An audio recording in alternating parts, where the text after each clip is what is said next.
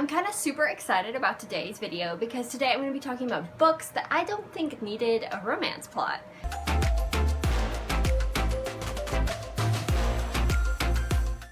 Platonic friendships are the best thing in the world, and when you have like the world is coming to an end, why are you following love?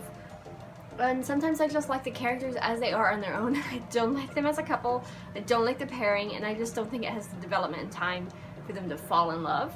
So that's what I'm going to be talking about today, some books that I don't think ever needed a romance.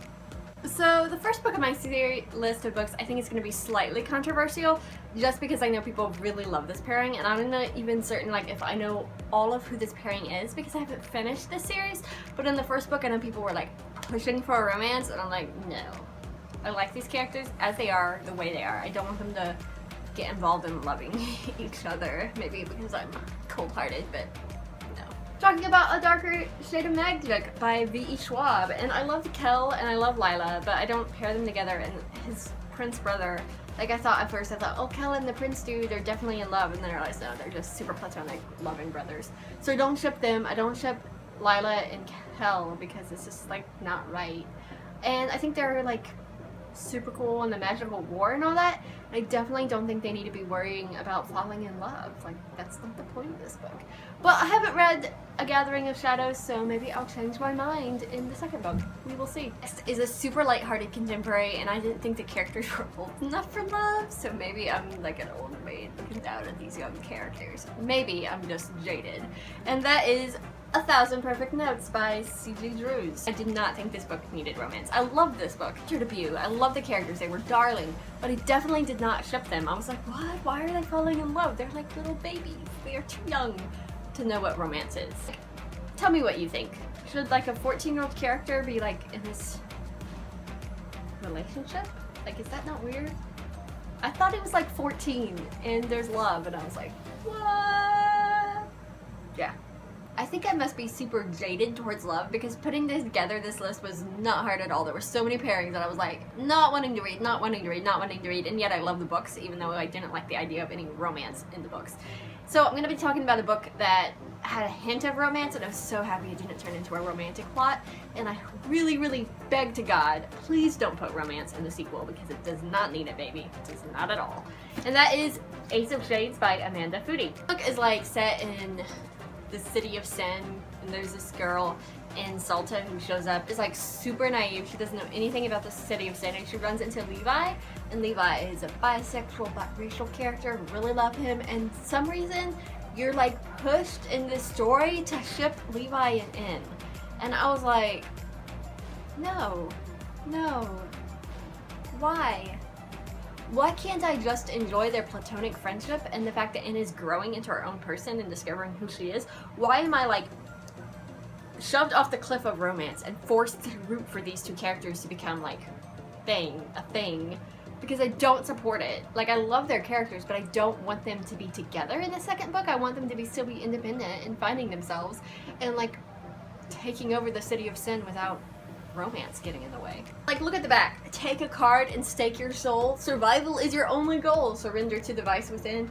Bet your life. Hope you win. Survival is your only goal. So then romance ain't gonna fit in the survival thing because you can't fall in love and survive at the same time. Just ask Hades and see what happens. Yeah, you sell your soul to Hades, like Meg and Hercules. Another book that's kind of similar to Ace of Shades, in that I'm not opposed to the romance, but I was like, why? Why is this suddenly a thing?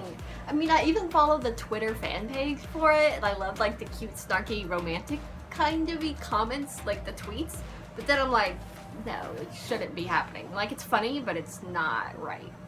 I'm talking about The Cruel Prince by Holly Black, and if you don't know about The Cruel Prince, bless your soul, you've lived under a rock the last 6 months. So this book came out in January, huge hype, came out in like 3 book boxes. I got it at least in 1. I think I only got 1 copy. But I have the Owl Crate copy. It's super pretty, by the way, but I really like the I don't like this cover, I like the actual cover, so maybe someday I'll pick it up. That is a tangent that I didn't need to go on, but I did anyway. So The Cruel Prince has this like romantic subplot, and I was like, why? This book does not need romance. Come on, baby. We need no money. We need no love. We just need fairies doing cool stuff, you know? Anyway, so the Cruel Prince, it's Jude, and Jude is like set on getting vengeance and ruling fairy world, which I was like, yes. And then Carden, and Carden's like in love with Jude, but at the same time he's bullying her, and boys bullying girls does not equal love, so I was really opposed to that. And then he's like, I love you, Jude, and Jude is like, oh, well, you know, that doesn't hurt. I guess you can love me. I'm not going to be opposed to it. And I'm like, Jude, honey, stab him and move on with your life. You don't need Carden. Yeah, I'm kind of a cynic when it comes to fairy love because it's trash. Fairies, I love fairies, but like fairies and humans do not belong together. But don't trust me because I'm writing a book with fairies and humans, and so you can't trust me. Just ask Melanie because she knows. Anyway, so I don't like the romance in the book, and I'm not looking forward to a sequel full of romance, and I really hope The Wicked King has like no romance in it because these books are better without the characters being in love with each other, just being like frenemies. I like frenemies better than love-a-mies or something else. I'm not sure what I'm saying. Next book, it's just, the romance ruined it for me. I like the story without the romance, but there's not really a story without the romance, so I'm not even sure like what the story is if it didn't have romance, but it would be so much better without it. I'm serious. It would be a heck-a-ton better. And I'm talking about City of Bones by Cassie Clare. Like, I like Cassie Clare's writing in The Infernal Devices, but in City of Bones I feel like the romance is so weak. And then there's like these weird plot twists that come out of nowhere, and you're like, am I supposed to be shipping these characters? I don't know. Okay, it was weird, and I don't like the romance of City of Bones, and yes, this is the gorgeous 10th anniversary edition. It's absolutely beautiful, and it says in the back, all of the stories are true. I actually really do not like the Mortal Instruments. I love the Infernal Devices like a heck-a-ton better, but I could not avoid getting this at Christmas because it's so beautiful. But it is the only copy book in the Mortal Instruments that I own, and I don't like the romance in the Mortal Instruments between the two main characters, Jace and Clary. It's just like, it makes me grit my teeth. Maybe because I'm a redhead and Clary is just giving me a bad name. Yeah, I think that's it. Don't fall in love with jerks like Jace. That's my advice. Okay, this book I really, really loved, but I hated the like romance that it was pushed into. I actually shipped another character with the main character.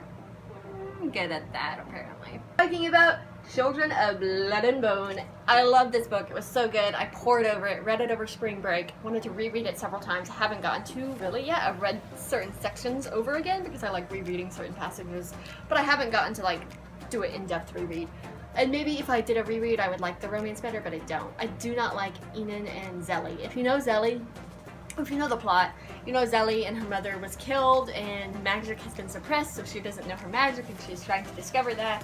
And Enon is the prince and he's hunting her down. Kill that boy. Anyway, and then Amari is Enon's sister, and Amari is running away, and he's also hunting down his sister, and his sister tag teams with Zelly, and they're like gonna overthrow the kingdom. It's super cool. I really hardcore shipped Amari and Zelly. I felt like they had so much chemistry, and when Enon shows up, he literally hates Zelly and wants to kill her. So why does he fall for her? That does not make any sense to me, and I don't think that's a spoiler. I think we know that that's part of the plot when we start reading this book, and you immediately know that's what the author is going to do, and I hated it. It just ruined the like vibe for me to have this forced, it was very much the forced romance plot thing that happened in The Cruel Prince, and it happened with this book too, and they were released in the same year, so I don't know what's going on, but we need to solve this problem and not let that happen in next year's books, though I'm not the chief editor of all books, so I can't fix it. But I really want to because I really hate Enon and Zelly, and I ship Enon. I don't ship Enon. I ship Amari and Zelly so much more than Enon and Zelly. They had so much better chemistry and their values aligned, and Enon's values, even though he might have changed his mind about certain things, I never thought his values really were going to align with Zelly in the way that Amari's were. Amari is just a better human being, and I ship good human beings together, not rotten trash bags with innocent strawberries like Zelly. Anyway, I'm looking forward to the second book, and I'm looking forward to a better romantic plot because of some things that happen in this book. I hope the second book strengthen the characters instead of weighing them down with stupid love tropes. Yes, I'm very jaded towards love. It's a lie. That's all I've got today about books that I didn't think needed romance, but I mean, you can disagree with me, we can disagree together, we can talk this out in the comments. You can also check out my blog because I'll probably have a blog post about this. Even though it's not written yet, it's in me head, and I'm gonna be writing it down for your reading pleasure. So, subscribe, comment below, let me hear what you have to say about books that what books do you think didn't need romance? If you could unpair a pair, who would you break apart and say, no lovey-dovey stuff happening here? I would unpair Hades and Persephone. I don't think they go together, but that's ancient Greek mythology, and I'm not going against any of the comments.